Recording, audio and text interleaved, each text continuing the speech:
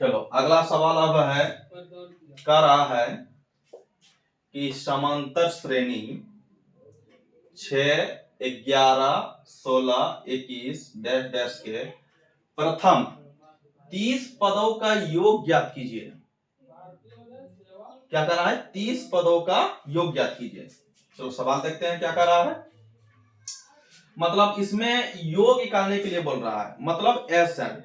हम समांतर श्रेणी में हमको बोल रहा है एसएन का मान निकालने के लिए। तो ए का मान हम पहले सबका मान पहले निकाल लेते हैं। क्या क्या मान दिया है? ए का मान कितना है? 6 है। डी का मान हम निकालेंगे, मतलब द्वितीय पद में प्रथम पद को घटाते हैं तब किसका मान निकलता है? डी का मान। किसका मान निकलता है? डी का। तो 11 में 6 गया, कितना बचेगा? 5। और यह 30 पदों तक बोल रहा है, मतलब ये किसका मान दिया है? एन का मान दिया है। किसका मान? एन का मान दिया है। तो एन का मान बोल सकते हैं 30। अब हमको निकाल के जाना है, मतलब एस एन बराबर निकालना है। एस एन बराबर सूत्र होता है एन बटा 2 into 2a plus n minus 1 into, ये सूत्र होता है ना। तब इसमें सबका मान बैठा देते हैं। एन का मान कितना है? 30 है, बटा 2 इंटू 2a का मान कितना है? 6 है, प्लस एन का मान कितना है? 30 है, माइनस 1 इंटू डी का मान कितना है? 5 है। सबका मान बैठ चुका है। अब सॉल्व करते हैं हम लोग। चलो सॉल्व करते हैं। ई कट जाएगा, 15 दूना 30, कितना आएगा? 15 इंटू 6 दूनी 12, अब प्लस 30 में एक गया, कितना बचेगा? 29 बचेगा। अब गुना कितना हो जाएगा? 5। यही निकल के आया।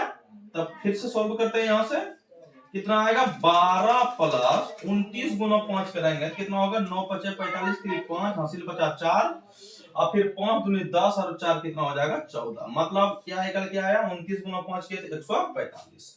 तब फिर यहाँ 15 इंटू, अब ये दोनों जोड़ेंगे 45 और 145 और 12 कितना हो गया? 145 और 12। तो 5 और 2 7, 4 1 5 और 1 आई, मतलब 157। तो 157 गुना 15 करेंगे कितना आएगा? 157 और गुना 15 करेंगे तो कितना होगा? 7 5 35 के लिए 5 हासिल बचा 2, 3 आप 5 है 25 3 28 के लिए 8 हासिल 2, 5 का 5 और 2 7। फिर यहाँ 7 5 1 कितना आएगा? 5 8 7 15, 1 7 में 12 1 13 हासिल 1 1 1 2, कितना आएगा हमारा योग निकल के? 2355। यही है। तो आप लोग देखिए सब